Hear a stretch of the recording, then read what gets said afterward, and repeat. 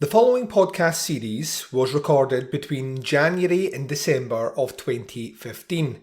Originally hosted on the Horophilia Podcast Network, it is now transitioned to the Podcast Under the Stairs Collective.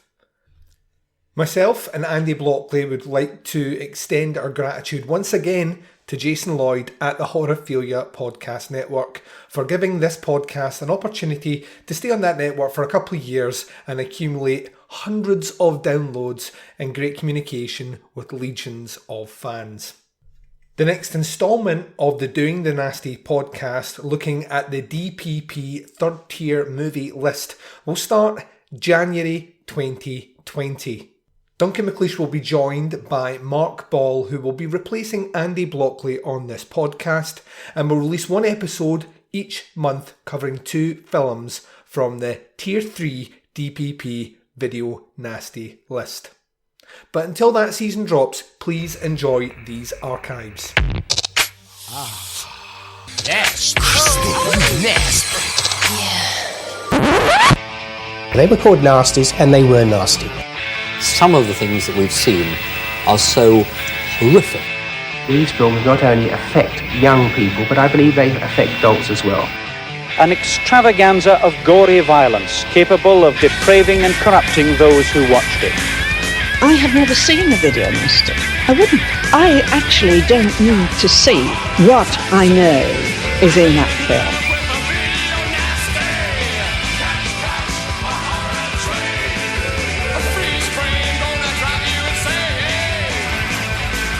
Hi everyone and welcome to Doing the Nasty podcast, episode number 10. I am one of your hosts, Duncan McLeish from the podcast Under the Stairs. I'm joined as always by the co-host with the most, Mr. Andy Blockley from the Big Horror and Little podcast. How are you doing, sir?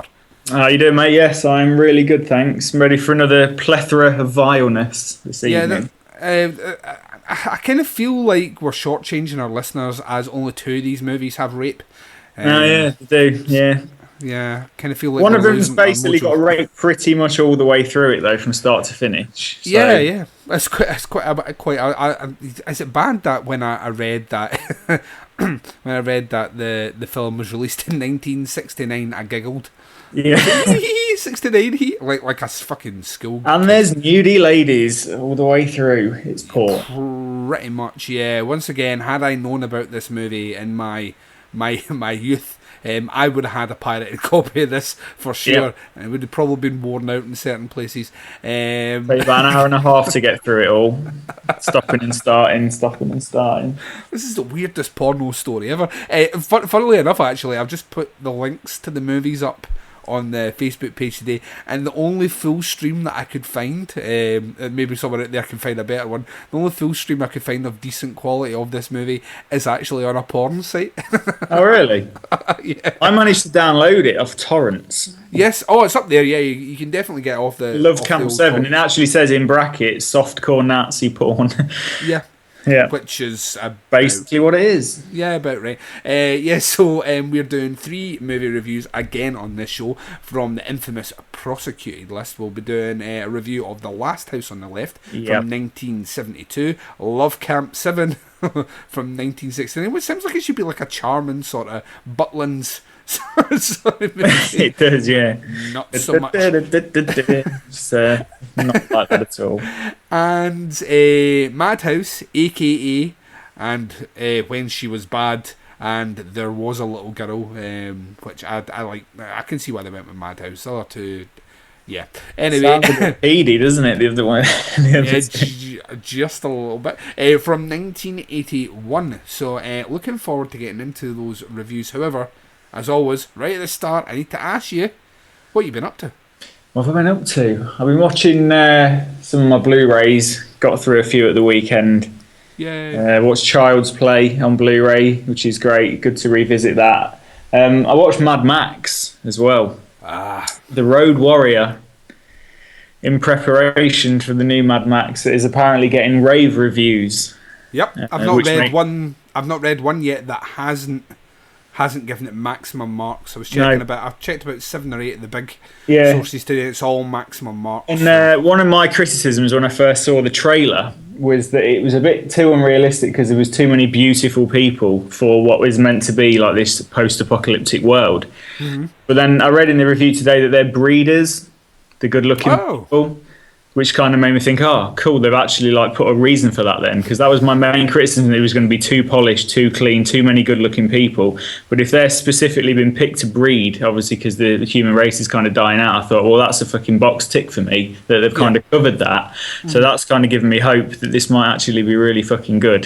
So yeah, The Road Warrior is just amazing. The transfer on Blu-ray is great. It's so clear, and the landscapes, the cinematography in that film is fucking brilliant, and watching it on Blu-ray is just awesome. So I'm really psyched. I'm going to break my no cinema rule because I don't really like going to cinema because I'm always I'm disappointed. I just wait and get it on Blu-ray and watch it at home. I don't like being surrounded by knobheads grazing on food, on their phones and things. So I don't really go cinema. The last thing I think I went to watch at the cinema was Godzilla. Jesus, that's a while ago. Cost me about 25 quid, and I was just livid. I just wasn't impressed. And I probably would have enjoyed it on Blu-ray. It's just the whole, you build it up too much when you go cinema. So I don't really like to go. I think before that was Dark Knight Rises. Before that, probably Rambo 4. Fucking hell, so I don't really go cinema, and I'm going to break that rule for this because I just think it looks amazing. So yeah. What have you been up to? Not a whole hell of a lot either. I recorded a bunch of shows for my other show, which you were on one of them. I was. We talked about a couple of interesting movies. Crawl Space from 1985, which is a weird fucking little movie, and Tourist Trap, which I think we both universally agreed is pretty much fucking awesome. Great, yeah, it's such a creepy film. Yeah. That made me laugh as well. I was just remembering the episode last week, you played a clip, didn't you, of a guy talking about censorship. Yeah, the guy that did Island of Death. I started pissing myself at work, which is embarrassing when you've got your headphones in and no one knows you're listening to a podcast, because he sounds like the Cookie Monster from the Muppet. It does a wee bit. Oh, that was fucking brilliant. I get the feeling that when he was talking about how his movie was censorship, if someone had just given him a cookie, he probably would have been happy. Cookie! And saying that, I was on board with quite a lot of what he said until he started going down this right-wing totalitarian dictatorship, and I was like, that it's a movie, dude. Yeah, you know what I mean? Take it too. If they were burning the movies, burning books, destroying art, if they were doing an ISIS basically, if they were doing what ISIS is doing right now, then maybe I would agree with you, but they're not. Yeah. So, and your movie is pretty cheap. Let's be honest, it's not a Picasso, right? That's all I'm saying. That's it. I mean, come on, The Island of Death. I don't know if anyone's watched it, but it's a weird one. It's worth watching for the pure entertainment value, I think. We needed that last week. We totally needed that just to kind of almost as the sorbet palate cleanser to a large 5-course meal. We kind of needed that just to take the taste of rape out our mouth. Yeah, exactly. We've kind of got that tonight, actually, because the first 2 films are a rape-a-thon, and then the third one isn't. So. Yes, it's completely different as well. It's surprising that this one, the last one's actually on the list at all, even though I have a feeling that I know why it's on the list.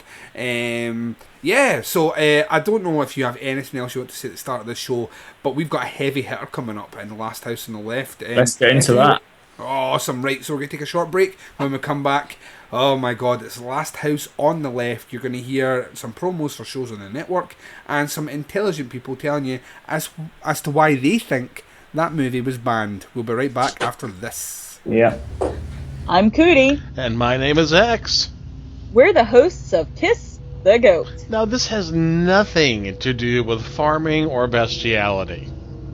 In fact, there seems to be a little confusion about what Kiss the Goat is precisely about. Well, first and foremost, it's a comedy show. No. First and foremost, it's about devil movies, from the ridiculous to the sublime. Right, but there's also a drinking game on every episode. Well, yeah, okay, but there's also a news segment on each show detailing the weird battle between good and evil.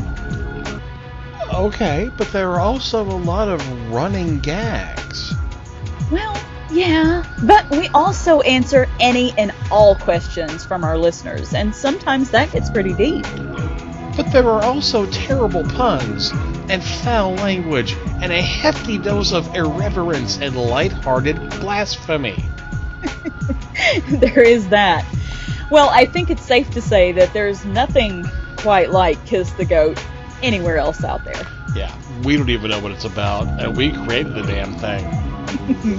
So join us, won't you, on Kiss the Goat, exclusively on the Horrorphilia Network. We make evil fun. Or we make fun evil. We don't know.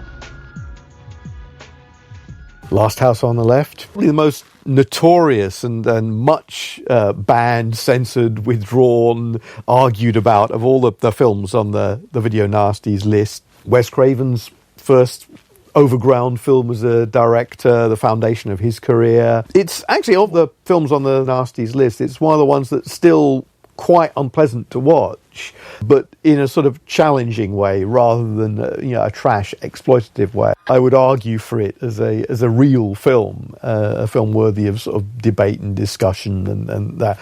But there is no denying that it still contains lots of disembowelment and rape and chainsaw torture and the kind of gory stuff that really ticked off the censorious. If your idea of horror was a Hammer film or even The Exorcist or something like that, then seeing a movie like this, it's kind of raw, aesthetic, in your face, grimy look, particularly in the degraded video version, was genuinely shocking. There was really genuinely a sense of what have we rented out here. It rests on 13 acres of earth over the very center of hell. Here is the first motion picture to offer to the daring a look into the final, maddening space between life and death. The Last House on the Left. To avoid fainting, keep repeating. It's only a movie. Only a movie. Only a movie. Sights and sounds far beyond anything you've tested. The Last House on the Left. To avoid fainting, keep repeating. It's only a movie. Only a movie. Only a movie. Take as much as you can. Only a movie. And welcome back. So, first movie review of this episode number 10 is The Last House on the Left from 1972, directed by the master of horror, Wes Craven. Yeah. So, which is quite funny to see where Wes Craven ended up as to where his roots are. I mean, this is his first feature, and I can't relate this director to Scream at all. I really can't. No. It's like two totally different people. But yes, this is his very first movie. It was written by him, directed by him. Funnily enough, one of the producers on this movie, Sean Cunningham. Yes, yeah, it is. Yeah, he of Friday the 13th fame, and Sean Cunningham tells a very funny story. Can't remember what documentary it's on. A really funny story about how they managed to get this movie out in the States, because basically the NPAA would not give it, would not release it at all without like cuts. So very similar to what you would expect over here, but would not release it without heavy cuts to give it like an R rating.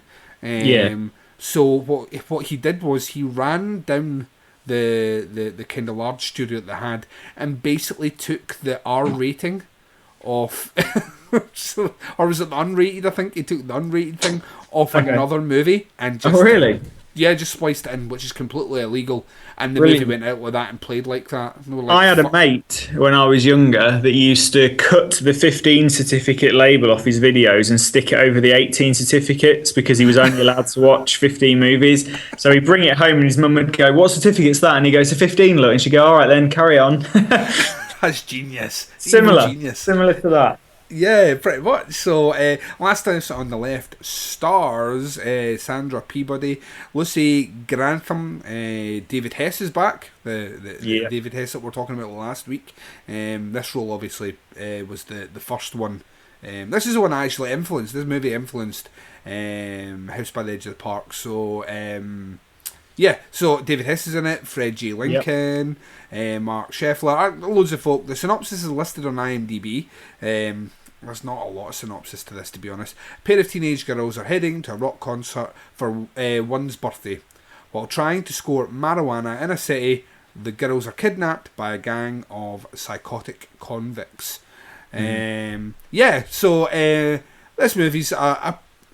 it's funny, I remember the first time I saw it, and I was really fucking young when I saw this movie, ridiculously young. My big brother had a copy of this, and I saw it when I was about 9 or 10, and a lot of it didn't resonate with me. At that age I didn't understand what a rape sequence was in a movie. I just knew that the woman didn't want whatever was happening, and that was quite upsetting. But obviously it was the murder that was the more impetuous thing in the movie, you know, the murder and then the revenge. Even at that age I didn't understand, when the mother's giving the guy a blowjob and bites his cock, that didn't resonate to me. I was just like, why did they bite his leg? I mean, because I'm not thinking anything. I'm 9. Why would you put your penis in someone's mouth? That's disgusting. You know what comes out of that? That's so unsanitary. So I didn't see the movie until several years later, and when I watched it the second time, it was all the more horrific because I then knew what was happening in this movie, and I've got mixed feelings about this. I certainly think that it's, as exploitation cinema goes, or grindhouse cinema goes, this is kind of top tier. In terms of, because it really is tackling with a lot. Wes Craven himself said that the whole idea behind this was that you could see horrible acts being done on TV during Vietnam, these horrible things that were done. So all he basically did was took that and put it into a movie. It was funny how you could watch it on the news fine, but if you put it in a movie, it's banned. You know, that this weird sort of kind of irony of kind of actually trying to make art out of something which is, you know, which was happening. I think once again, the group of psychopathic killers, as they're calling them, or convicts or whatever, are all quite, really quite interesting characters, all totally different. So you have the kind of the main dude, the kind of suit wearing, spiky grey haired dude, who is probably the most intelligent one of the group, but as a result of that, he's probably arguably the most sadistic, even though David Hess's character is the one that does the rape. And he's the child molester, isn't he? The guy in the suit.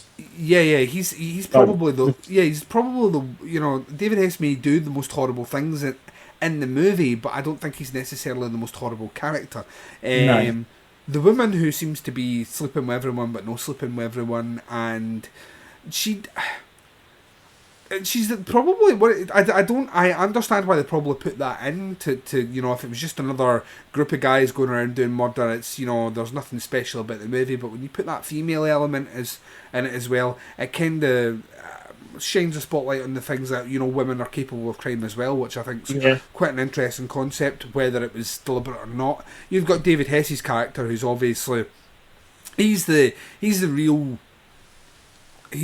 sadistic character on screen, in terms of the violence he goes. And there's a fucking wonderful scene after he rapes. Now, when I say wonderful scene, let me go into detail about this, just in case you think I'm a complete fucking sick guy.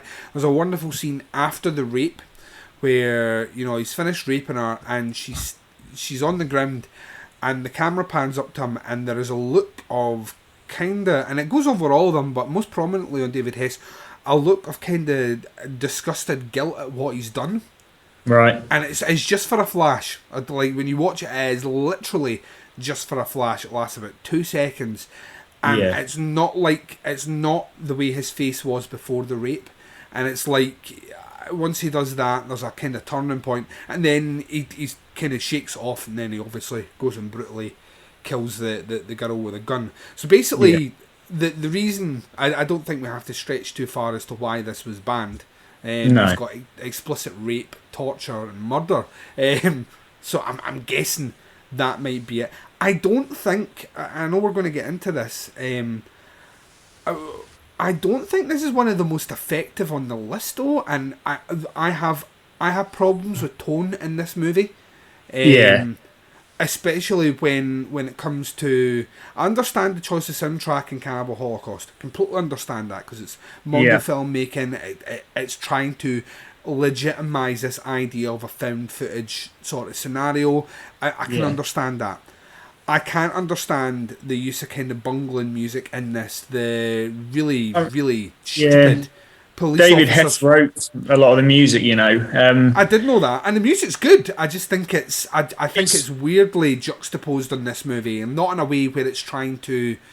I don't think it's necessarily trying to do something as clever as Cannibal Holocaust. I think it's weird in here. I don't like the cop characters at all. I think the cop characters inject some sort of humour in a movie which really doesn't need humour. I mean, of all the movies that, you know, doesn't need humour, this one really doesn't, because we're going from kind of... this is kind of like a rape revenge, but in that the revenge is not perpetrated by the victim, but it's the victim's parents.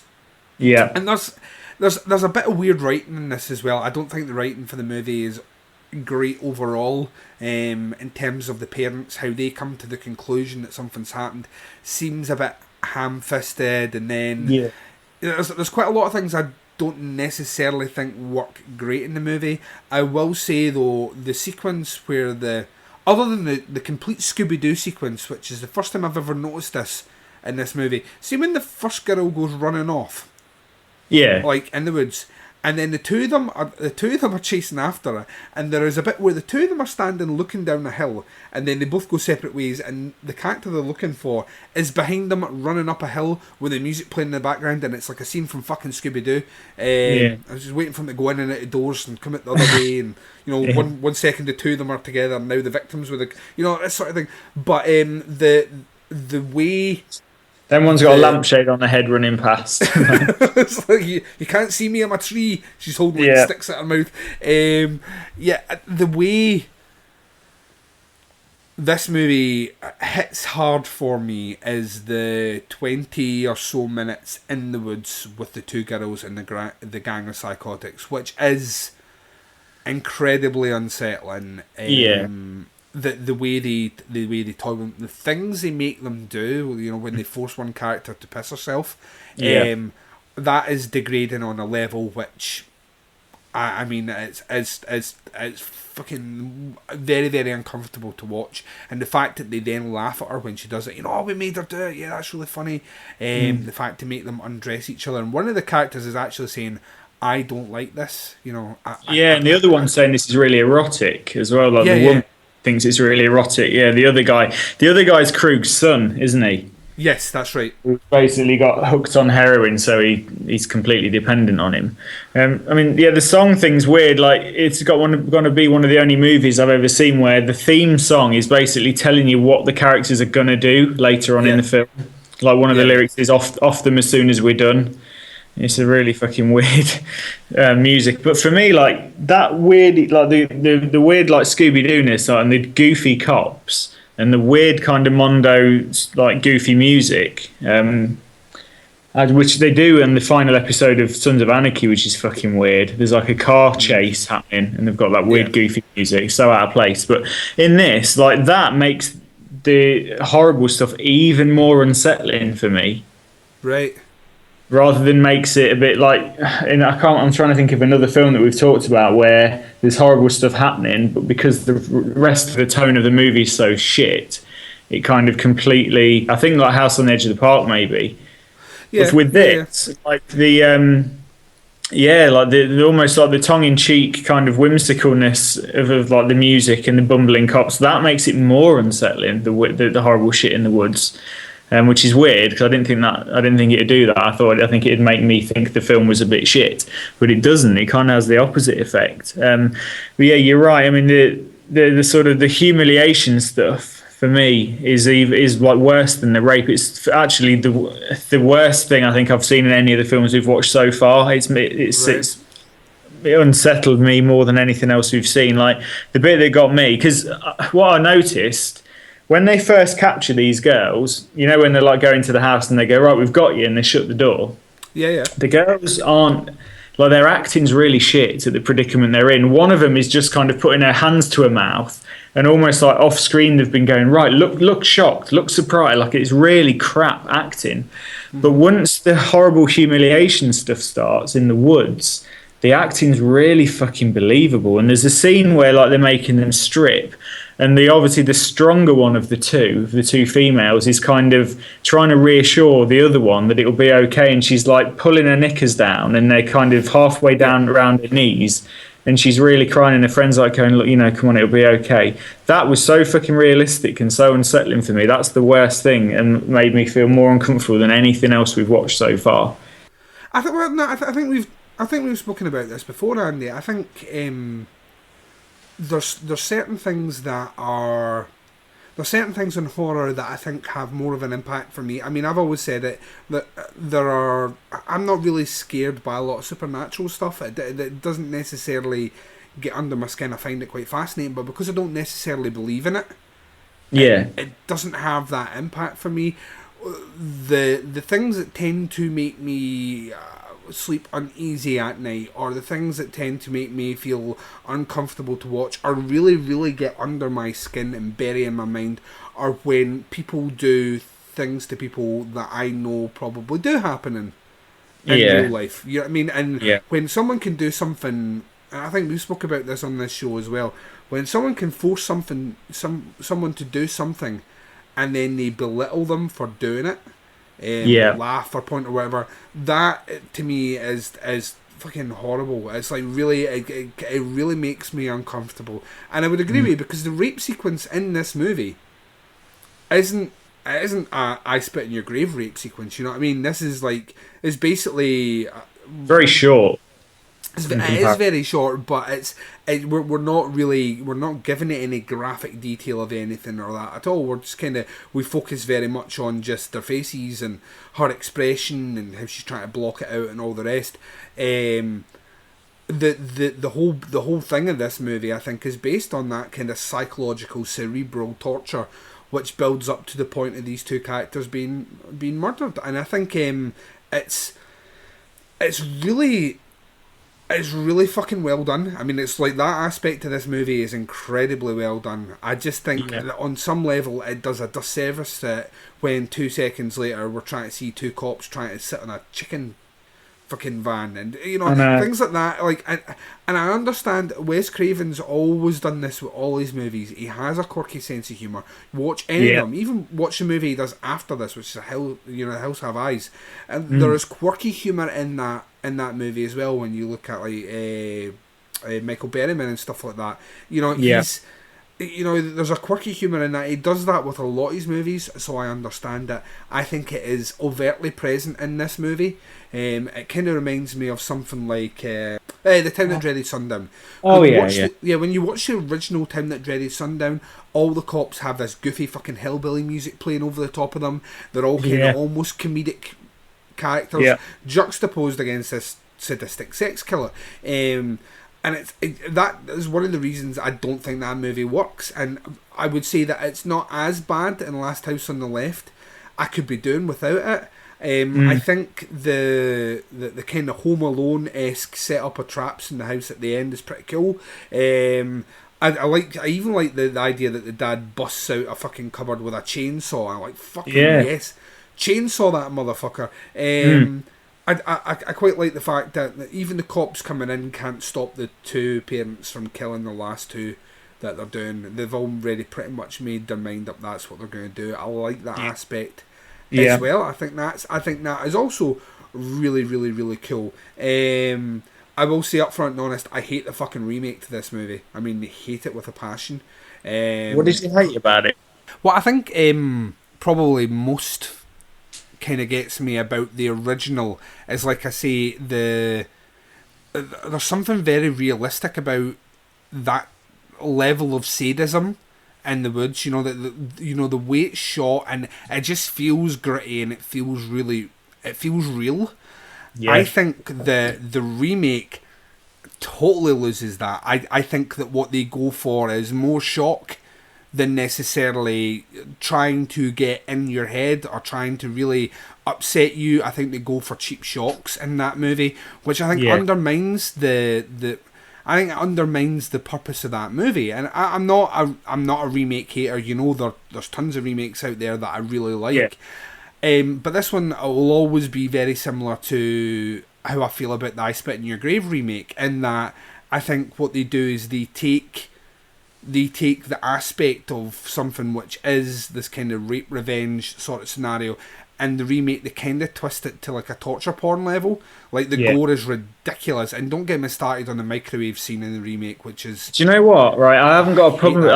I've got a problem with how over the top the microwave scene is, because of I mean, does the daughter die in the remake? I don't think she does she?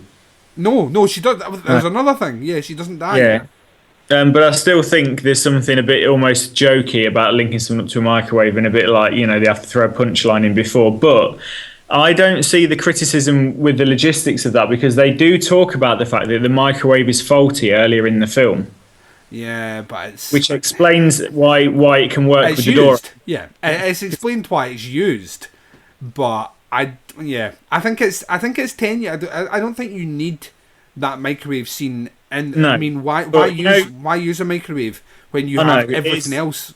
Yeah, it is ridiculous. But aside from the microwave scene, just if you just put that to the side and pretend that doesn't happen, I think the revenge in the remake is much better, is far better executed than it is in the original. I would say that I think the acting of the parents is better.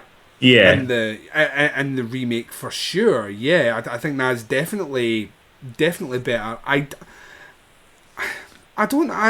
think the way I think about it is that these two characters, the parents in the original movie, you know, one of them's a doctor or whatever, and you know, the other one's just a housewife, that I can imagine she's pretty powerless. So if she was going to use anything, she probably would appeal to this fucking rapist. You know what I mean? Yeah, I think that's totally believable.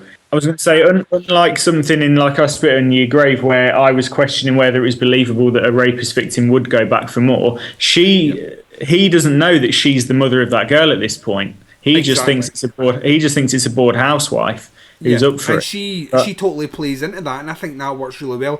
I think that the dad setting up the electric door handle thing's a bit fucking a wee bit too quirky, and I really like the attack with the chainsaw. I wouldn't say for one second that in the remake I don't necessarily think that the revenge is better. I just think the revenge is too over the top for it. I just don't.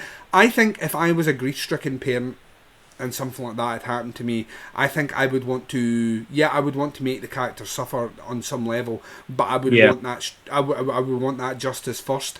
I think the remake, they start blowing things out of proportion for me, and I think it loses me. Like I say, I think sometimes less is more. I like that idea. I think Last House on the Left works really well as a movie in a lot of facets because it is so stripped back and it is so basic. I think when you start putting too much into the movie, you forget what maybe necessarily makes the original so effective. And that's where I land on that one. I didn't like it. I think, like I say, my theory on my statement on I Spit in Your Grave remake is they take something which is a rape revenge and they make it a torture porn, and I kind of feel the same. And it's a shame. I think even if they went back and if they'd made the Last House on the Left remake in the last 2 or 3 years, I think it'd be a far more interesting film. I think because we've moved away from that. There's still kind of torture-y porny movies out there, but we've kind of moved away for the most part away from that. But I think you look at something like Starry Eyes and you see the killing sequence at towards the end of Starry Eyes, and you see how that's executed on an indie budget. And it's just very very, in fact, if anything, it evokes a lot of the 70s in terms of style. It's just visceral and angry and raw and sharp and realistic and brutal and bloody and all the rest. That's how you film that revenge sequence at the end. You don't give it the sheen and polish that they do in their remake. I even thought the killers in the remake looked a bit too nice. They looked a bit too. They look a bit too pretty, you know what I mean? Right. To be like, the thing about these group of killers in The Last House on the Left is they are completely all oddball. They all look really fucking. They very much like when we watched that movie Axe. Yeah. Or Lisa.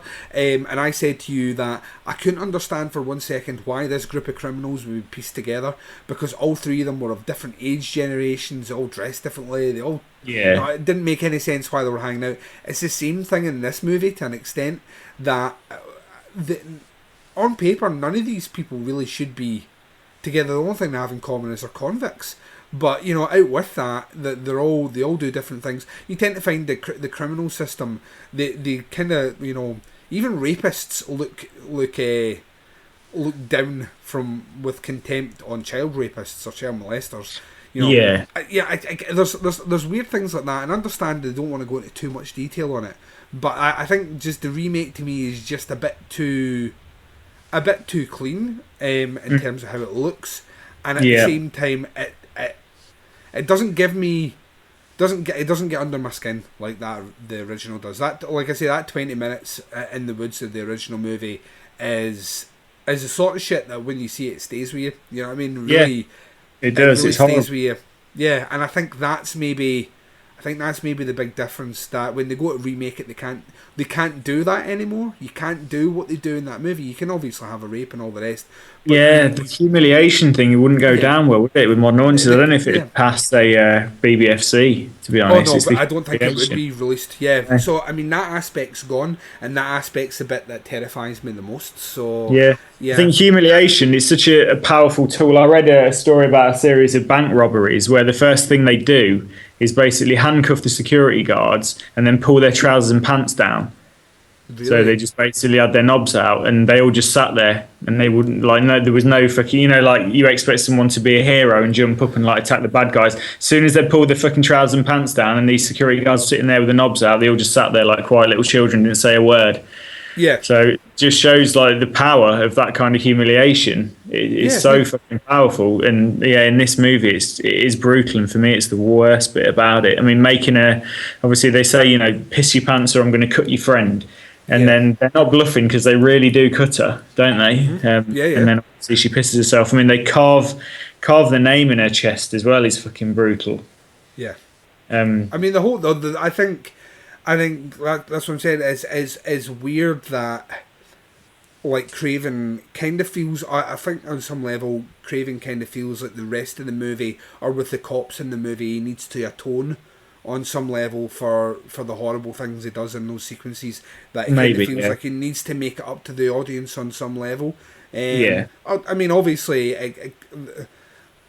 the fact that they are so evil and the sadistic things they do in the movie, it just makes you root for the parents in the movie that more. And I think I mean, there's.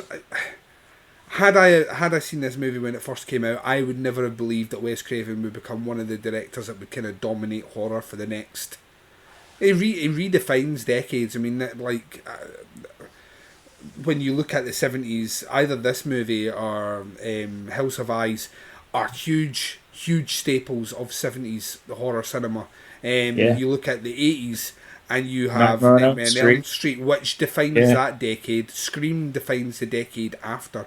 You would never believe that it would, that this guy that did this would be able to turn his hat to really good story writing and really good character development, because this movie doesn't necessarily have that. No. But what it does have is almost like a direct line to things that make me uncomfortable, and it plays quite heavy on that, leans quite heavy on that in those sequences in the woods. And when that girl gets shot, when she's she walks down towards that lake and goes in there, and our character is all but dead, really. Yeah, she's just given up. The rape's kind of taking the life away from her anyway. And on some level, you can look at it as that it's a mercy killing from the criminal's point of view, or it's just the next level of sadism. And I quite like the fact that you could have that kind of grey line in a movie like this, where you can take it, you can stand back and argue on either side of that. And like I say, I think that it's that facial expression that always sticks with me right after the rape, where the camera pans up and they all kind of look a wee bit like but it's weird, it's strange that it's the rape that they think is too far. After all the other stuff that they've done, it's the rape that puts them over the edge, which is strange, isn't it?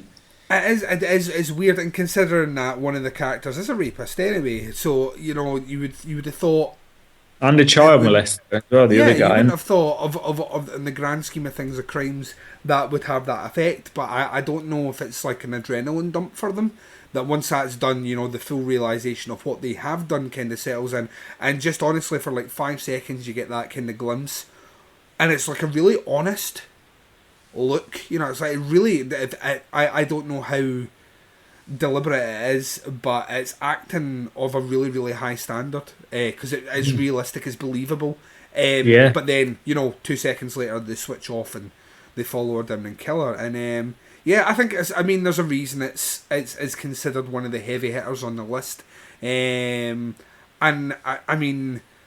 I think a show like ours, it's good to sit down and watch these movies in context to all the other movies that we have, we've already seen, which are heavy hitters. I mean, you can start to compare them. Like you said to me in a message earlier on, that the way this movie makes you feel is kind of on some level worse than how, I Spit in Your Grave makes you feel. And I'm not there. Yeah. I think I Spit in Your Grave kind of makes me feel worse because there isn't that kind of goofy element in that movie. But I understand exactly where you're coming from. I think that the kind of psychological torture and breakdown of those two girls is one of the most unpleasant things I've ever seen in cinema. Yeah, I think that's the difference, actually. I think Vanessa was saying that most rapes are more a power thing than a sexual gratification thing. Yeah. But with with I Spit on Your Grave, I think it's more you're led to believe that it is just some kind of sexual gratification for them. I think more than the power, especially with the people that are a bit less intelligence in that movie. Yeah. And for me, I think that is less disturbing, that it's just that thing of that they want sex, and once they've got it, they kind of leave her alone. Whereas the humiliation thing in this doesn't appear to be sexually motivated, so it could go on for hours. And I think that's why it's fucking disturbing. Because once the rape's happened, your urge to rape is disappeared, whereas it's almost like they're insatiable when it comes to the torture and the humiliation and inflicting pain and the sadism and that. That can't be. I don't think you can have your fill of that. Do you know what I mean? You can just get bored of doing it and think, fuck it, I'll just do something else. But there's no climax where you then think, I'm not bothered anymore. And I think that's why it's more disturbing, because the humiliation, it could fucking just go on and on and on. Yeah, as they talk about with serial killers, how serial killers will go through a variety of different things to find the right thing that gets them off. You know what I mean? In terms of their kill.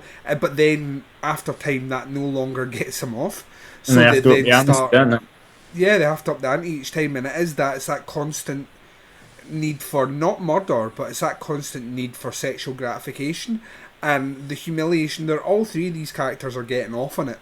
In the woods, they're totally getting off on that, and like you say, you never really get your fill of that. I mean, I've never met any person in the history of the world that's ever told me that, this is my last wank and I'm never having another one again.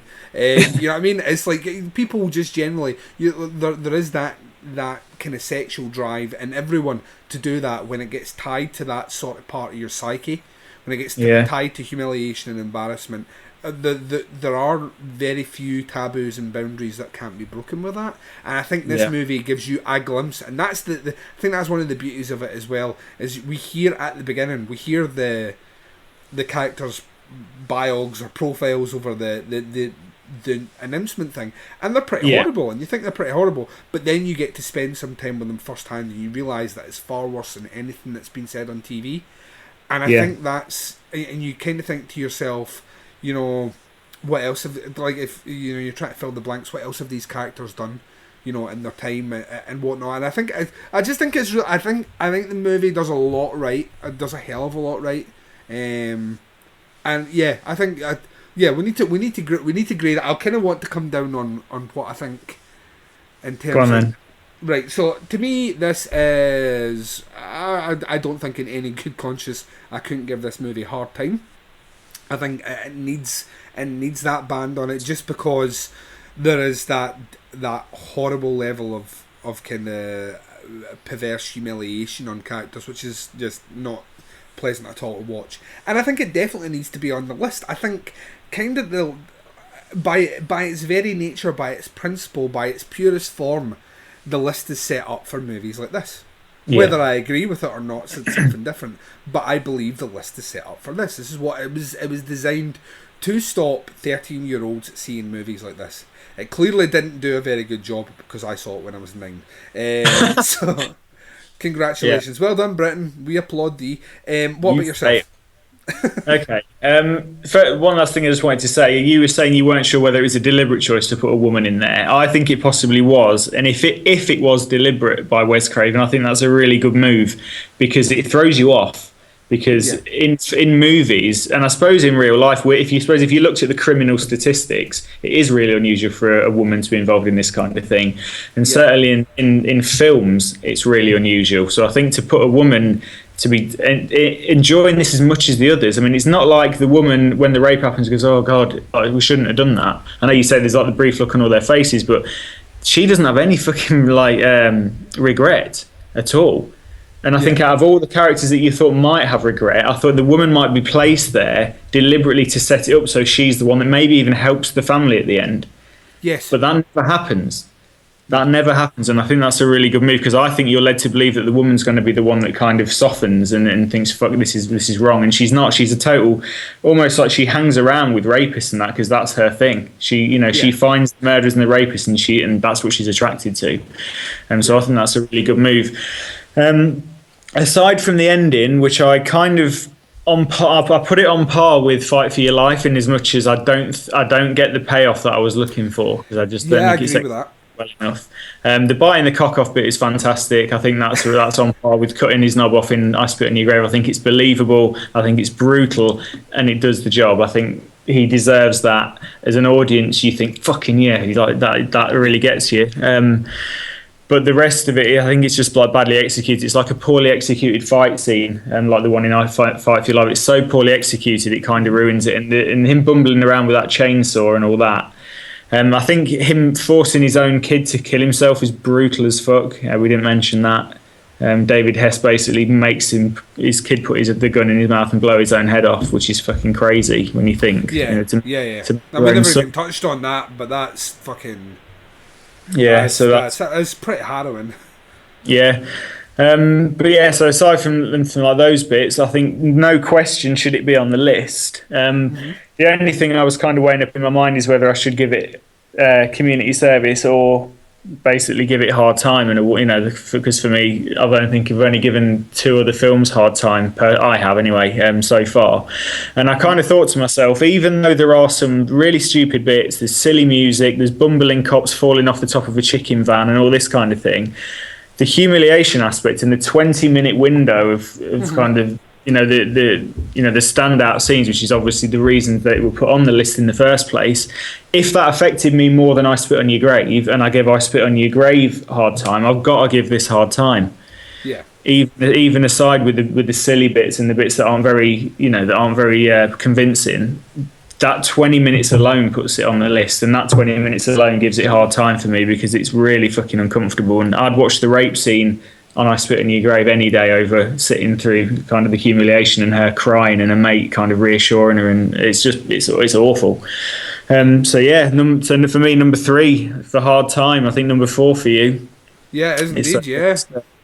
Yeah, pretty brutal stuff. I would recommend. I think you've got to see this. It's. I think Mark Commode did a piece on this, saying this is essential cinema. Yes, I think I would agree with him. Yeah, I think he's actually a big advocate of this movie. He's and if you get a chance, check out any of the. He's done a documentary on it, I think, as well, and I think you can find them on YouTube. They're very, very good to check out because he goes into a lot more depth about what happened before. You were saying you've got the 3-disc special edition. I mean, to be fair, one of the discs is actually the Rise and Fall of the Slasher, so it's nothing to do with Last House on the Left. It's just a little bonus disc.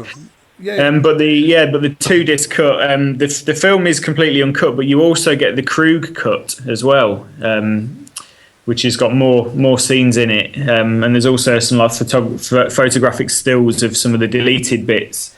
Where Sadie's raping the girls, and there's other bits and bobs on there, and there's like a documentary. There's a thing actually that was in Leicester. In Leicester in 2002, there's a little cinema called the Phoenix, which is about a mile from my house, and apparently they showed it for the first time uncut in the UK. And David Hess was there, and they did like a Q&A, and he came on stage and performed a load of songs and things.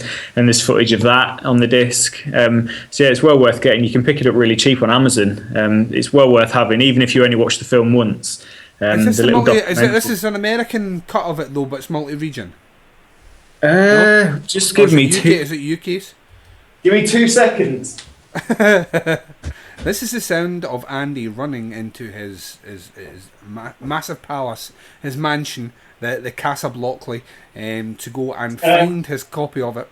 He's returning. Yeah, it's right in front of my telly because I've just been watching it earlier. It's Region 2, unfortunately. Right, so no, it is Region 2 then, yeah. So not good for our American listeners, but for our British listeners. Actually, I'll reel off. It's great. It's got a feature-length commentary by Wes Craven and Sean Cunningham. It's got another commentary by David Hess, Mark Scheffler and Fred Lincoln. It's got a celluloid crime of the century, making of documentary that's 40 minutes. Krug Conquers England, which is a thing coming to Leicester. Which, I mean, I wouldn't have even known about that in 2002, but I'd fucking love to have gone to have watched that. Oh, yeah, definitely. Yeah, it's great. There's loads more stuff on there. This second disc, it's got the complete alternate cut of the film, which is the Krug and Company cut. So yeah, if you can find that on Amazon, it's fucking great little set to have. This is one of the few films that I specifically bought for our for this show. Because I intended to own all of them initially, until you started watching some of them. Yeah, I kind of thought, no, these are basically shit. But yeah, this is the one. It's got over 5 hours of special features, so go and grab yourself a copy of that and check this movie out. Highly recommended. Yes, definitely. So we're going to take a break just now. We're going to compose ourselves, because when we come back, we're going to be talking about women's naughty areas. Oh god, yeah, we are. Yay! Andy's going to be taking the lead on the next review, which is Love Camp 7 from 1969. I can't help it. 1969. Come on, Duncan, pull yourself together. Yeah, I need to pull myself together. But first, you're going to hear some promos for shows on the network, as well as learned people discussing the film. We're going to be right back to give our views on it right after this.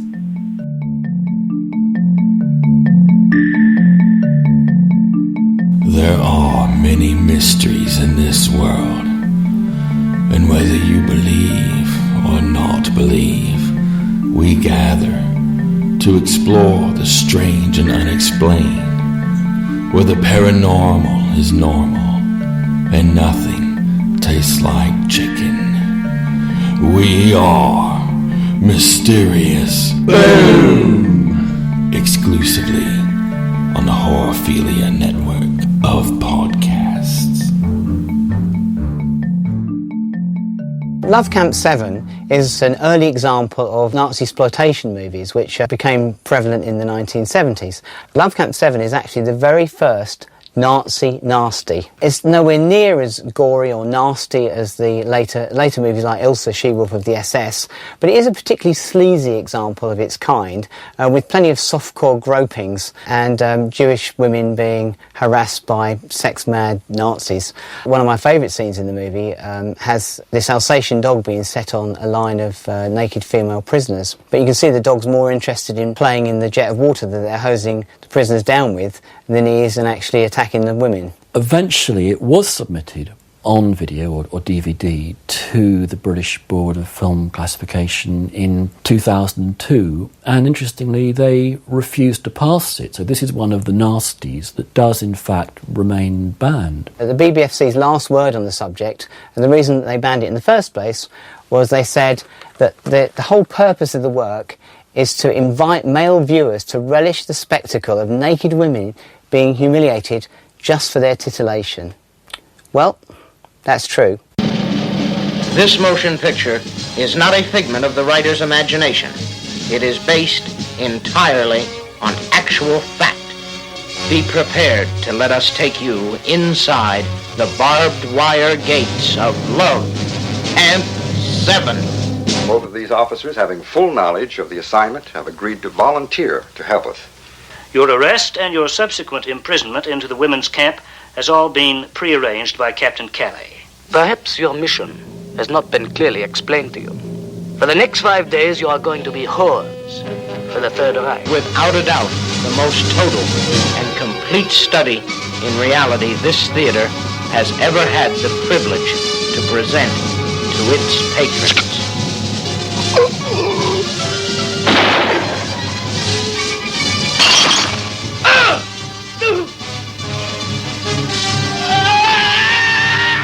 You may not find this story amusing.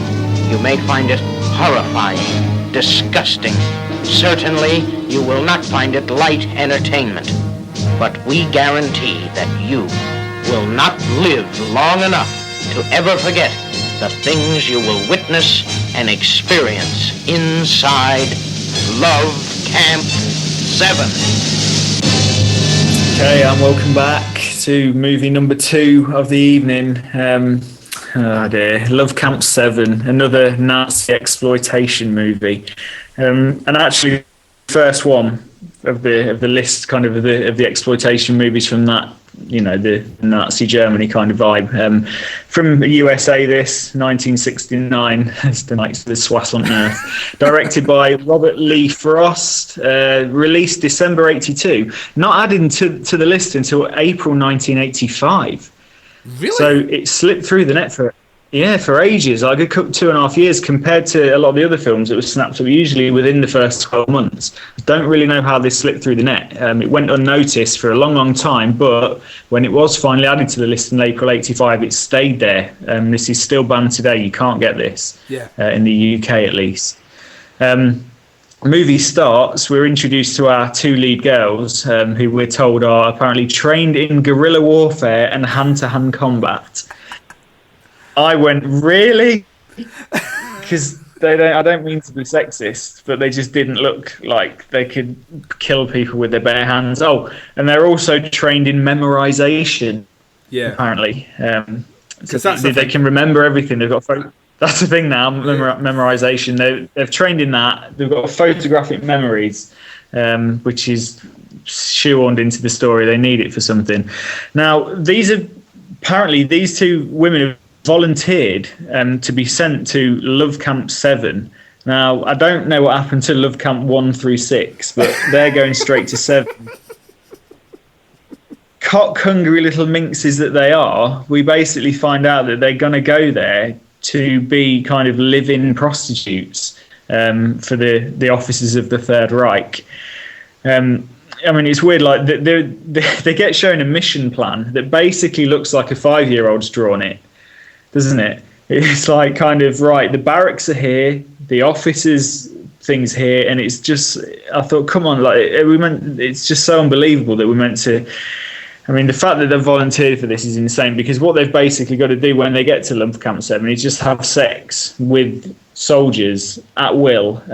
They got to do whatever they're asked of, basically, which is a bit weird, because I thought Nazis are supposed to hate Jews, but apparently not. If they're kind of semi-attractive lady Jews, apparently they're all for it. And it's weird, this, like, the guy telling the story, we kind of find out at the end, I mean, this isn't a spoiler because it doesn't spoil anything, but we find out at the end, the guy telling the story, his wife was basically one of the women on the mission. And he goes, oh yeah, I'll quite reveled in retelling this story. And I thought, really? Like, this is a story about your wife being raped hundreds of times, and you're going to revel in telling the story. Okay. Obviously, the trailer makes out that this is going to be some kind of pseudo-documentary. I mean, I've played the clip, and it's trying to make us believe that this is real. This is real shit. It's telling us, this is the most real thing committed to film. I mean, makes me laugh. There's a woman that I work with who basically, if the movie at the beginning says inspired by true events, as far as she's concerned, it happened. As far as she's concerned, everything on the screen. No. When it really annoys me, like when Fargo came out, the series of Fargo. Yeah.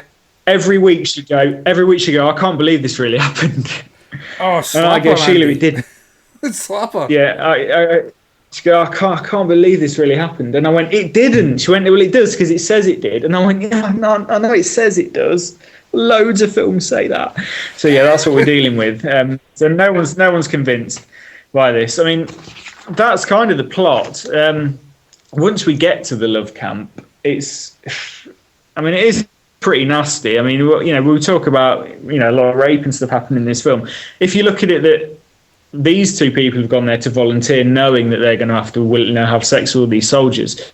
But all the other women in that camp are basically raped on a daily basis. I mean, I don't know, I suppose eventually you'd accept your fate and just think, well, fuck it, I'm here, I'm just going to have sex and grin and bear it. But like, technically that is rape. They're being forced to have sex against their will. So what you've basically got is about an hour from once they get to the camp. I mean, we're showing that one woman, some guy asked her to do something. I don't know what it was. We can only guess what he asked her to do. But she said no, and she got a beating for it. So they basically have to, whatever these horrible soldiers want, they're basically going to get it. And that's kind of the movie. I can't even remember what they're going in there for. It's to find someone, isn't it? I actually forgotten why they're being sent in there in the first place. I mean, what would have been great for me would have been a plan a bit like in Inglourious Bastards, where they basically, because all the top guys go to this camp to get these attractive women. It's the go-to place. All the highest ranking members of the Third Reich go here. So I thought it would have been a brilliant plan to fucking get it so they all get murdered. But it doesn't happen, does it? They're just going to go and rescue some woman, I think. Mm-hmm. So big missed opportunity. I'm probably giving it a bit too much credit there, thinking that that's what I thought they were going to do. Because this film's shit. So yeah, to compare it to Tarantino is probably a bit unfair. And then there's just, the thing is with this, it's basically porn. It's the sex scenes. Some of them go on for about 10 minutes. Mm-hmm. Don't they? I think I just skipped through because it was just getting boring. It was just like, and then the women, they don't want the sex to happen, so it's not a particularly titillating sex scene because it is basically rape. They've all got horrible looks on the face, like they've just been given a fucking sour lemon. So you just kind of sit through it. I can't even remember what happens at the end, and I only watched it 2 days ago. Over to you. It's just I think the thing is, had we seen this maybe first out of all the kind of Nazi exploitation sort of movies, I could have been like, this is a wee bit daring, this is something different and all the rest. But we've already seen two fairly sadistic. It's the tamest, isn't it, of the three by a mile? By far. And I mean, a lot of that speaks to the time. I mean, it was made in 1969. But you know what I mean? It was made a long time before some of the other ones. Like you're talking, cinema in general had changed in between that time. You already had movies like Texas Chainsaw Massacre, Last House on the Left. These movies had come out, so I can see them going down a darker, more sadistic tone. I think the other thing that maybe hinders this one is the fact that it's an American movie.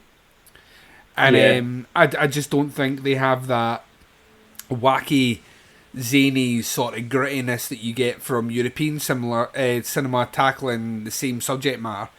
So you don't get that either. Yes, there's a lot of naked women in it. Which I mean, a hell of a lot. Yeah, there's a lot of raping it, but once again, it's not. We're not talking "I spit in your grave" levels of cinema. We're talking about what you would have expected for that time. It's not very well acted. The story's pretty preposterous. I'm very much like yourself. I came away from finishing this movie with a kind of a blank as to what I'd actually just watched. And I watched this one 2 days ago as well, actually. And I'm kind of struggling to remember the last half an hour of it. It just became very beige. Once you masturbated, you lost interest in it. Well, yeah. Once I'd masturbated 7 times, Andy. Thank God for Viagra. That's all I'm saying. It's a bit much, isn't it? Yeah. Well, I thought if you're gonna do it right. Did you just slide off the bed like you stuff your pajamas in, just like in a heap on the floor? All right, are you all right, Duncan? Yeah, I'm fine. Just watching this. Pretty much. I got to the stage that my ejaculant was just like a puff of talcum powder. It was like. Which is fairly graphic. Sorry, listeners, but there's nothing left. Too much. Yeah, that's right. What I just said. What I was going to say. What I just said there is far more insulting and graphic than anything in Love Cap 7. So it's just to put it into perspective. Yeah, it is. It's not a very good movie. I mean, there's Carry On movies which are more titillating, or than this movie. Yeah, it's just pish. Yeah, it's crap. It's crap. I mean, like you say, unfortunately, because we're doing this in alphabetical order, we've seen this after we've seen the other two, which do contain some brutal bits, even though most of them are shit. I mean, obviously, the hamster scene from one of them is ridiculous. But, I think the first, we can't watch them in reverse order, didn't we? Because the first one we watched was the most brutal. And the second one was not as brutal. And then this one's just... no worse than anything that you'd find on Channel 5 on a late Friday night. Aye. I don't know if there's any more coming up. I'm just quickly getting the list and to see if there's SS Experiment Camp. Yes. Which I would assume is going to be of a similar nature. Yes. That's it, to be honest. I don't think there's really much. I mean, I don't know what that one's like. Sounds good. What I did write down in my notes is, how did Ilsa avoid the list? That's probably a good question. I get the feeling that Ilsa had a bit more money behind it.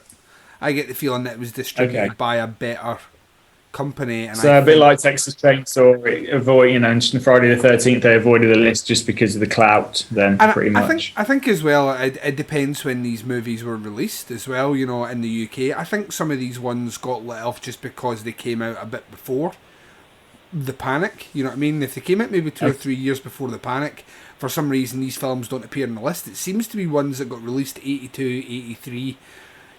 Are primarily the ones that end up flung on the list because they're seen as new titles to fling in there. And it would appear that some of the older ones, not so much. So I don't know when Ilsa's like mid-70s. I don't know when that got a VHS distribution in the UK, but I think you might find that one maybe came just before, or it just had a bigger studio pushing it. Okay. Fair enough. Yeah. So, rating it, what do you give it? Slap on the wrist. Yeah, I'm kind of. Yeah, no, I mean, it's not. Do we give it the lowest rating? I don't know. When you break it down, there is still about an hour of rape. So I don't know if we can dismiss it, even though it's not very convincing rape. Because obviously that we've always said this, haven't we? Like, rape doesn't immediately put it on any kind of a list. It's got to be convincing that the victim. You've got to feel for the person. It's got to be traumatic to watch. Yeah. And obviously this isn't. But I think just the fact that it's an hour of rape, we've got to give it a slap on the wrist. Yeah. I can't. Yeah. I don't think I can give it case dismissed just because of the content. But it shouldn't be on the list. It's a bit of a joke, this movie, to be honest. You've convinced me. Slapping the wrist should not be on the list. So yeah, I would happily say that where me and Andy like to recommend movies, happily skip this one. You'll gain nothing from this at all, except calluses on your cock. Yeah, you'll go blind. So that's about it. Right, so we're going to take another break. We're coming back with our final movie review of this episode. It is Madhouse from 1981, and we'll be discussing that movie right after this. Duke loves horror movies. I like them cheesy, I like them gritty, I like them campy. I love them all. He married Christy. She hates them. I think they're senseless and upsetting. Listen in as Hugh searches through shelves of DVDs, VHS, and Blu-ray. There are too many of these movies on the shelves. We need to just start getting rid of them. In his never-ending quest to convert his lovely wife to the dark side. Come to the dark side. In Christy's Horror.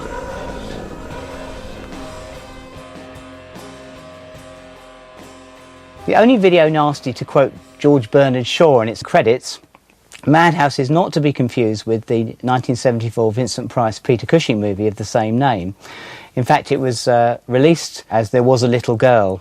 The main character, played by Trish Everly in her only screen role, is a teacher whose mad, disfigured sister escapes from a home for the criminally insane and sets about murdering various people with the aid of a killer dog. The director of the movie was Ovidio G. Assonitis, one of the greatest filmmakers of all time. Well, he thought he was anyway, because goes down in the record books as the guy who fired James Cameron from Piranha 2 because he thought he could do a better job.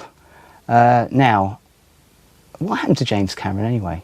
Anyway, I'm sure you'll enjoy There Was a Little Girl, aka Madhouse.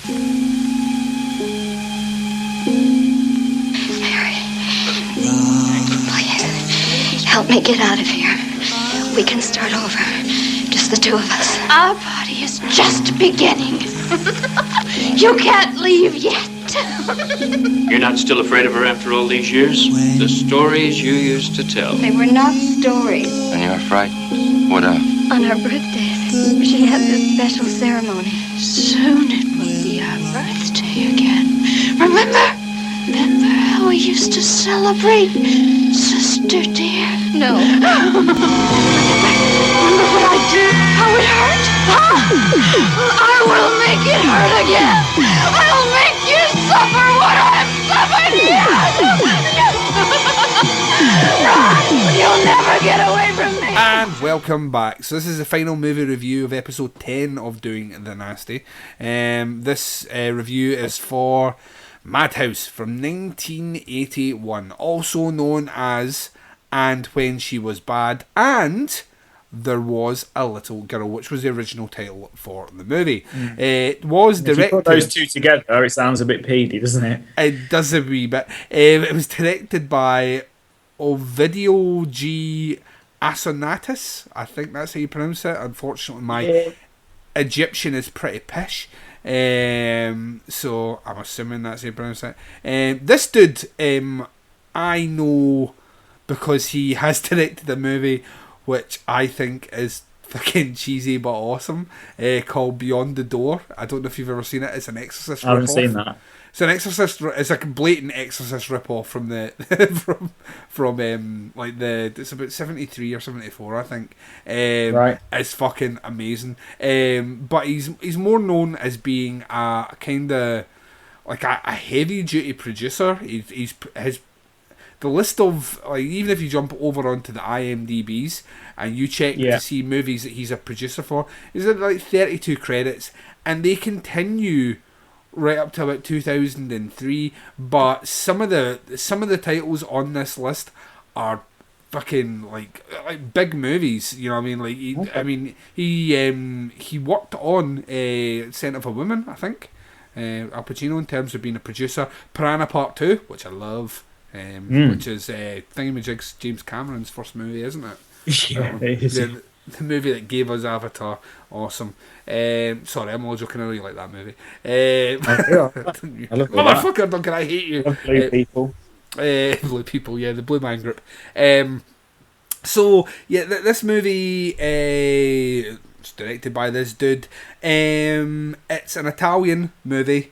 Filmed in America. It's actually filmed in Georgia, which is kind of weird considering a lot of the ones that we've seen already on the list from Italy pretend they're in America when they're clearly still in Italy. This was actually shot in Italy. And, I mean, on a lot of respects, I quite like this movie. I think it plays to a lot of cinema that I enjoy. You get this feeling that Argento on some level is a huge influence on this.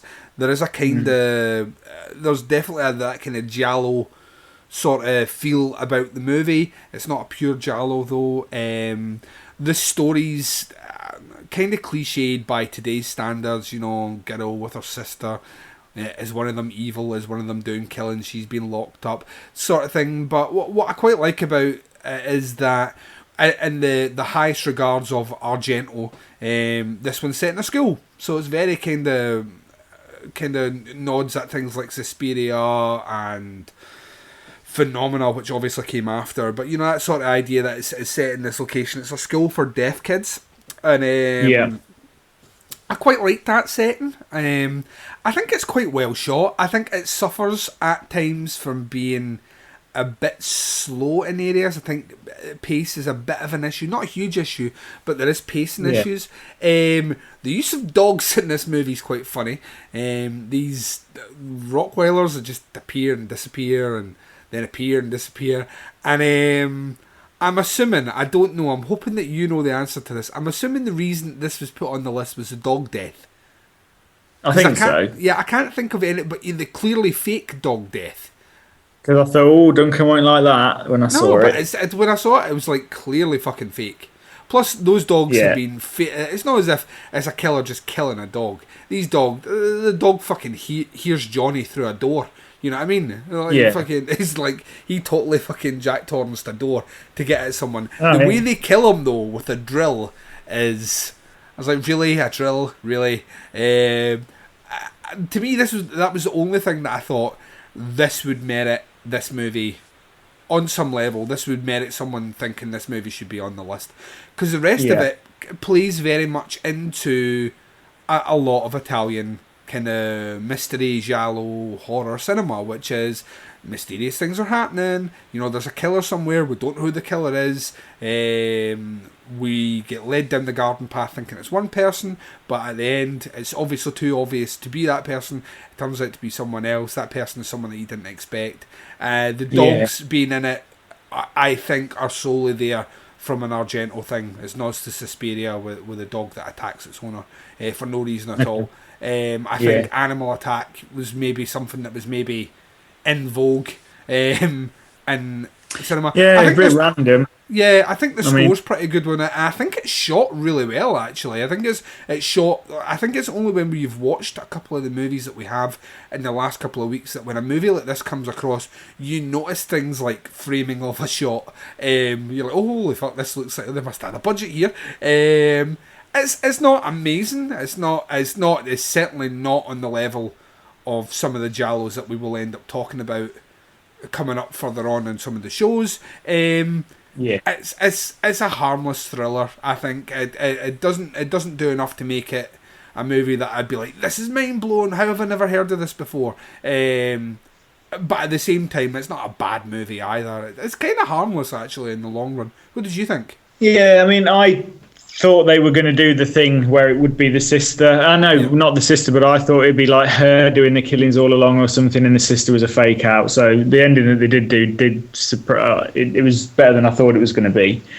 Apart from that, it's just pretty generic. The dog thing's a bit random, isn't it? Like, it made me laugh. I'll try and get a still of it. Like when the dog kills the kid. Yeah. I've never seen a dog pull that face. The dog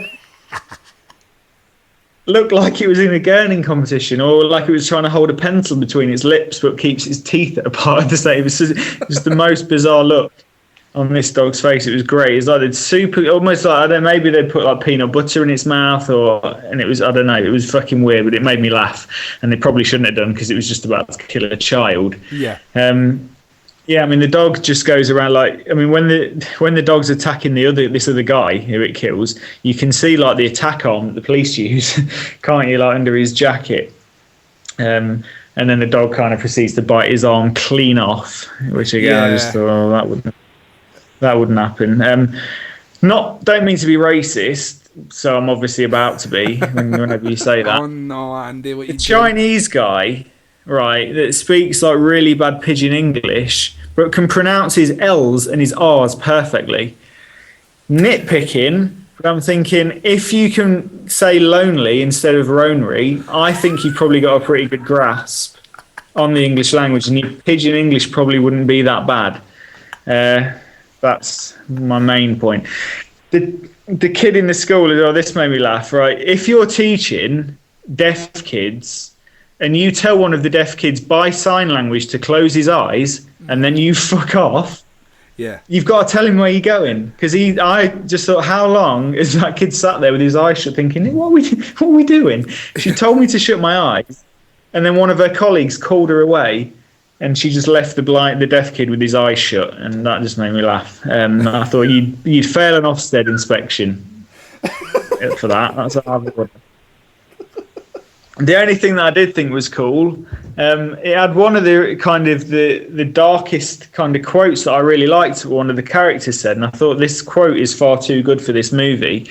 And I thought this is like perfectly sums up someone that basically their life is a living hell. She said, most people's nightmares end when they wake up. Mine begins. That's a fucking great quote. Like, you know, someone that lives in permanent turmoil and has just got horrible thoughts racing through their head. That's a great quote. That's it though. Obviously the end bit is, who is he, the guy? Is he the priest or so? I can't remember who he is. The guy that we find out is doing the killings. Yeah. Aye. Is he the uncle? Or I can't. I thought no, it might be the uncle. Is he the uncle? I thought it was uncle. Yeah, I think it is the uncle. Obviously, he's trained his dog to kill people, but he's doing the killings. And like, I like the scene at the end, kind of where we get around, like everyone's sitting around the table and they're all dead. I think that's pretty cool. And like, she doesn't know at first, does she? Because she's like blindfolded. And he says, "Oh, I've got a surprise for you." And I thought that was pretty good because all the people looked dead. I thought that was quite a good good little bit of special effects. But then he kills the sister as well, which I kind of thought, why are you doing that? Yeah.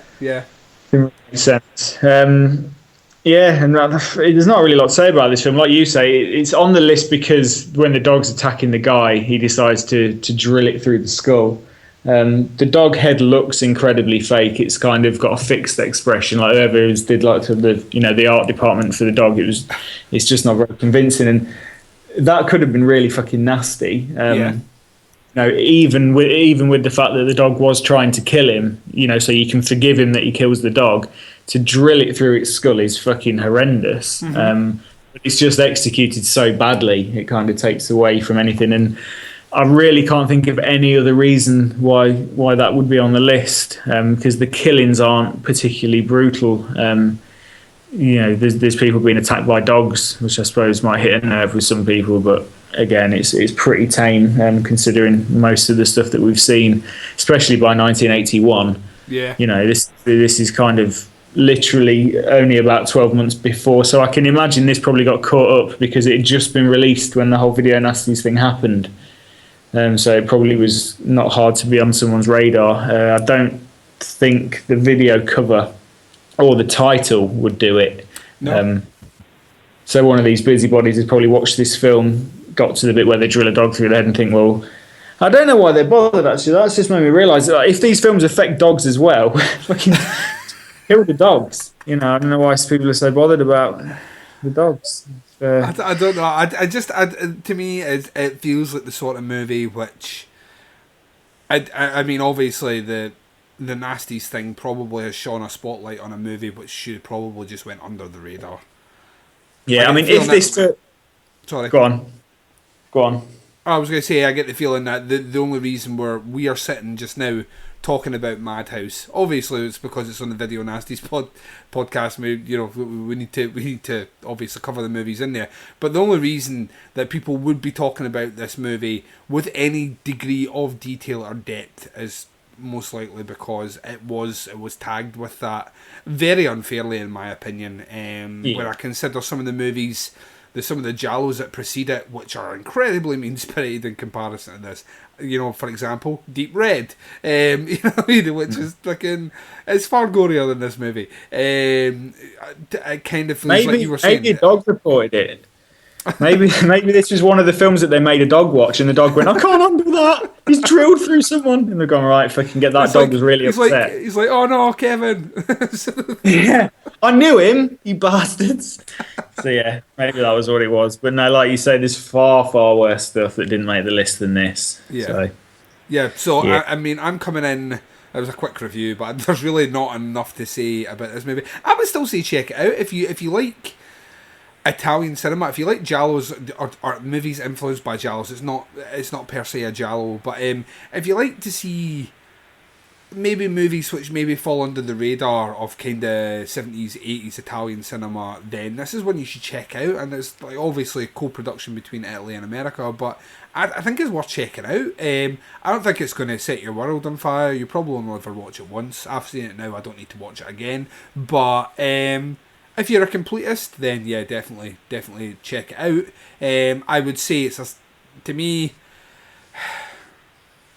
yeah, I'm case dismissed. I don't think there's enough in this movie, even with a kid dying, and a fake dog being drilled through the head. It's so clearly fake.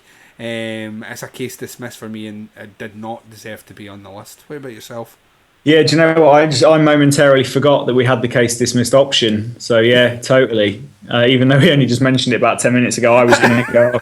Oh yeah, slap on the wrist, but now I forgot we can go lower than that. So yeah, we absolutely should with this one because it is just so tame. You know, it shouldn't be on the list. It's case dismissed. I don't know what they were thinking. To be honest, it's ridiculous. Yeah, that's it for this. There's not a lot to say. Like I say, it's a short review, but it's a short review because it's really a non-event. Because the main things, the main reasons our reviews go on, like obviously last week's was quite a long one. Last House on the Left, I suppose, was probably the longest one out of the ones we talked about tonight, is because there's really specific bits that are obviously quite deep-rooted in, people's memories and still hold up today as quite difficult viewing. Yeah, it's about content. There's nothing to talk about in this. There's even less to talk about in this than Love Camp 7. It's kind of a non-event of a film as far as Video Nasties go. It shouldn't have ever been. It's almost like it was put on there by mistake. It should never have happened. But yeah, check it out because it's not a terrible film. It's just not a nasty, is it? Yeah, definitely not. We're going to take a short break. It's our final break of the show. You're going to hear promos for shows on the network, which is Horophilia, by the way, if you didn't know already. And when we return, we're going to be closing out the show right after this. Banana Laser is filmed in front of a live studio audience. Hey, Wazell, I think we should record a new ad for Banana Laser. Great idea, Dave. We should say that Banana Laser Horror Podcast is hosted by us and Alex. What? I heard my name. I think we should talk about the retrospectives. They've been a pretty big hit. Fucking Friday the 13th, Saw, Halloween retrospective. Yeah, man, I've heard people listen to that Halloween retrospective every October like it's tradition. Yeah, you don't say. Well, I shouldn't be surprised. I do too. You listen to your own podcast? Yeah, our shit is that damn good. Yeah, man, we should also say in the ad we hope to introduce horror fans to something new, whether it's a movie they haven't heard of, or look at other films in a new way. Yeah, we could talk about our walking through the 80s specials we did when we covered the 80s movies.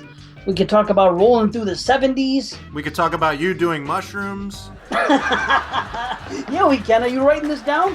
Writing? What are you two talking about? Yeah, and the ad should say all the technical stuff too, like you can find our show and its full archive on horophilia.com, iTunes, Stitcher, YouTube. Is there anything else? I don't think so. I think that's... Oh, well, hold on. We could talk about Banana Bites, because no one else does it. It's the in-between-episodes. Yeah, all about horror news, releases, and of course with our witty opinions and observations. Ugh. Yeah, shit. Perfect, man. I think that should do it. This new ad for Banana Laser is gonna be awesome. Oh, that's what you guys are talking about. Can I be on it? No. Banana Laser wins every time. And welcome back. So that's the three films from this evening. One pretty heavy hitter, and then two that have just kind of fizzled out like a fart in the wind. Love Camp 7 and Madhouse. Next week we've got Mardi Gras Massacre, which sounds interesting. My interest is peaked for this one. Could be good. Nightmare in a Damaged Brain, which I think that's quite a well-known one. I'm sure I've seen that. I'm sure I've seen that. Okay, and then Night of the Bloody Apes. And I've seen that as well. I don't know if that's bloody as in they're covered in blood. Oh, you bloody apes! I don't know. The British thing. An old British man, an Alf Garnett sort of character, just annoyed. Yeah, with apes, he's just pissed off at him, and they're there all night. So I'm sure I've seen that one as well. I'm sure I've seen 2 for next week. I'll not know until I actually sit and watch them, but I'm sure I've seen Night of the Bloody Apes. That does ring a bell with me. And the other one does as well, but you know what it's like. You end up talking about titles so much that sometimes you convince yourself you've seen them. And it won't be the first time I've said I've seen 2 movies for next week. I sit down and I'm like, no, I've not seen this one. Yeah, it's easy. They all kind of roll into one. Like there's obviously the standout ones, which you'll never be able to wipe from your memory, and then there's these kind of things that. I think if you ask me in a year's time to name the Nazi exploitation movies, I'd probably have difficulty recalling either of the 3, to be honest. But yeah, so hopefully we've got some kind of better ones coming up. We're not that far from the end now of the prosecuted list. There's 13 episodes in the prosecuted. We were quite lucky, really, weren't we? That these fell in. Everything was divisible by 3. Yeah, so there was the right amount of prosecuted, and then the same non-prosecuted. That was also a nice kind of 3 per show. So number 11 next week, then obviously just 12 and 13. 13 is the one I'm particularly looking forward to. 13 is going to be fucking badass. Unlucky for some, but lucky for us. I mean, I've actually bought Tenebrae specially for this. Got the Arrow release. I've already got Zombie Flesh Eaters, the Arrow release. They're both really good cuts of that movie. I've not seen The Werewolf and the Yeti. Fuck that movie. All that people need to know is that in episode 13 we're talking Argento and Fulci on the same fucking episode. That makes me happy in ways which I can't describe. And do you know what? I love Zombie Flesh Eaters so much. I went to put it in the other day and I thought, no, wait, because you're gonna have to watch it again in like a month, in probably 3 weeks' time. But I fucking love that movie. It's been years since I've seen it. Like years since I own it. I've never watched Arrow cut of it. I bought it. Right. I've never watched it. It's a movie that I have a kind of love-hate relationship with. I don't necessarily think it's. I much prefer when Fulci went on and did his Gates of Hell trilogy. I thought he handled plot a bit better and story, but it has been years since I've seen it. So that opinion, my love of Italian cinema, has only grown since then. So there's a very good chance that I'll sit down and watch that movie, and it will prove me wrong and slap me in the face. I hope so, because I fucking love it. I've not seen Tenebrae for absolutely years. I got really fucking lucky on eBay. I think someone had kind of listed it wrong, and I'm not sure if they spelt Tenebrae wrong. But luckily for me, I got the Arrow cut with the slipcase, and it's got the poster and the booklet and the 4 little postcard art cards that are still in their cellophane, and I got it for £7. He's probably really annoyed because it goes for about 15-20. That's the one I've got. So, I own that copy. Yeah. So I've made no secrets before. It's my favourite Argento. Sorry, go on. Massive fan. Yeah, I mean, but it's my favourite Argento movie. I mean, like of all the movies Argento did, Tenebrae is my favourite. So I can't wait. Okay, I can't wait to talk about it. Awesome. Let's just briefly touch on the prices that these Arrow movies are going for. Now, for some reason, it's not just the Arrow. It's not the Arrow Blu-rays that are going for the cash. It's the Arrow Blu-rays in the little window box slipcase. That's what jacks the prices. Yeah, it's because I noticed actually when they were posting a lot of their new titles from their last round there, which some of them just blew my mind. That Videodrome box set thing is just fucking. Oh, I was like, I've already pre-ordered it. Another cool thing about Arrow. Yeah, but the other cool thing about Arrow, Andy, and we never really we discuss it on here because it's our go-to source for a lot of these. A lot of great purchases, but a lot of the nasties have already come out through Arrow, because that's kind of where they jumped in when they first started a company doing Arrow Video as a subdivision of Arrow Films. They kind of targeted the Nasties, and that's where they went out with quite a lot of their movies. But when you buy movies from Arrow, you accrue points. Directly from Arrow, you accrue points. And I didn't know this. Okay. Right? So the more you buy, the more points you get. So I bought a lot from Arrow, especially in their sales. So when I came to buy the Videodrone box set, which is, I think it's like £27. It's like one of the more expensive ones, but it's limited edition and all the rest. I was like that. I'd go in day one. Yeah, I probably should go in day one. And I went in there to find out that I had £30 worth of points stored up in there. So yeah, I used that money, and I got myself Contamination, which is also a movie from the Nasties list, which is about to come out soon. Yeah, that keeps popping up in my recommended on Amazon. That one. Yeah, so I've got that one. I treated myself to that for very little extra cost as well. So, but you were saying about Arrow, like when they announced their new set of titles, one of the things that they had, what was noticeable in terms of their posts, and someone called them on it, was this move away from booklets. Yeah. Which they're posters. saying, well, you don't seem to get now. Yeah, well, they're still doing like booklets at the moment. They have definitely stopped doing the posters. Scream Factory still do that for pre-orders. So if you pre-order a Scream Factory title, you get a poster. But none of the Scream Factory titles, except their special edition ones, have a booklet. And Arrow appear to be going down a similar road. The difference being that Arrow have said that they are aware that certain people will want booklets and things like that as well. So there may be like a payment option of like a slightly better version of it, which comes with a booklet for an extra couple. No, that's bullshit. Just give it to everyone. Which I don't agree with as a concept. I think if you're a company which has been running very well with a rabid cult fan base because people respect the product, and that's first and foremost.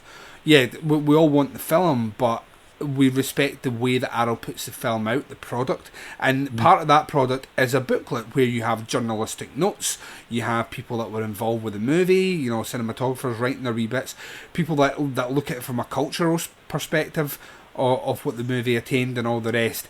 It's the cost of a booklet. I will throw out there that booklets en masse bulk do not cost pennies. That much money that you cannot continue putting them in.